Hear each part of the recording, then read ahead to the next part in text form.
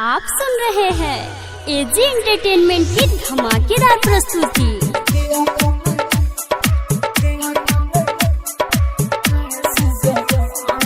DJ Karan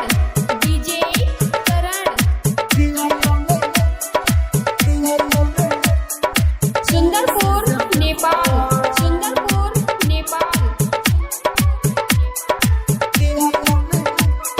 mix by AG recording studio. जादे दिल रुबा तू है बेवफा, भूल गई वादा कसम।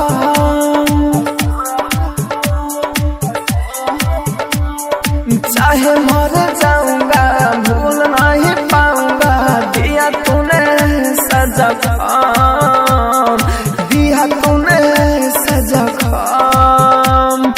जादे दिल रुबा तू है बेवफा, भूल गई वादा कसम। चाहे मर जाऊंगा भूल नहीं पाऊंगा, दिया तूने सजा खाम। आप सुन रहे हैं एजी एंटरटेनमेंट की धमाकेदार प्रस्तुति।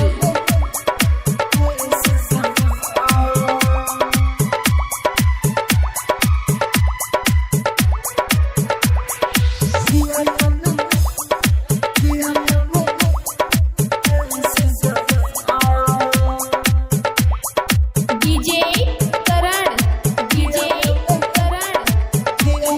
Mix by AG recording studio.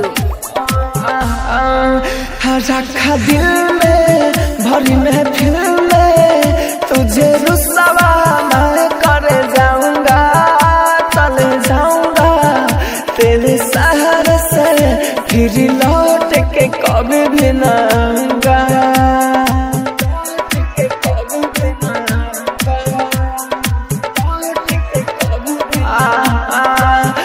रखा दिल में भरी महफिल में, तुझे रुसवा मैं कर जाऊंगा, चले जाऊंगा तेरे शहर से, फिर लौट के कभी भी न आऊंगा। तूने प्यार किया दिल मान दिया, खुद पे आती है अब शर्म।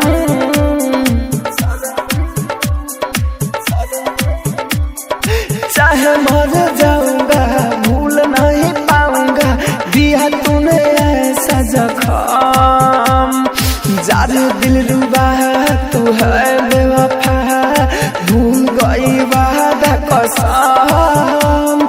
चाहे मर जाऊंगा भूल नहीं पाऊंगा, दिया तूने ऐसा जख्म। आप सुन रहे हैं एजी एंटरटेनमेंट की धमाकेदार प्रस्तुति।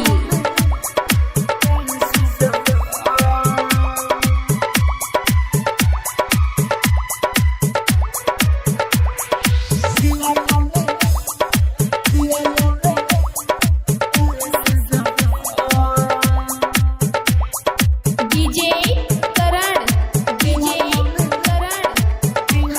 Mix by AG recording studio.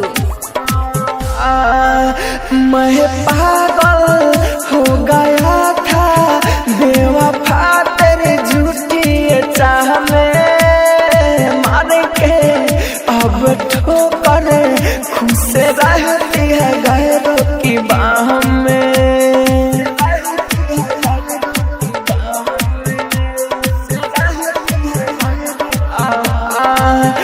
मैं पागल हो गया था बेवफा, तेरी झूठी चाह में मार के, अब ठोकर खुश रहती है गैरों की बाह में।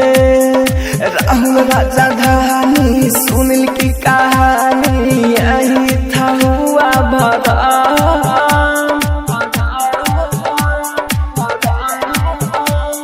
चाहे मर जाऊंगा भूल नहीं पाऊंगा, दिया तूने ऐसा जख्म। जादे दिल रुबा तू है बेवफा, भूल गई वादा कसम। चाहे मर जाऊंगा भूल नहीं पाऊंगा, दिया तूने ऐसा जख्म। Mix by AG recording studio. Roshan Sapaha.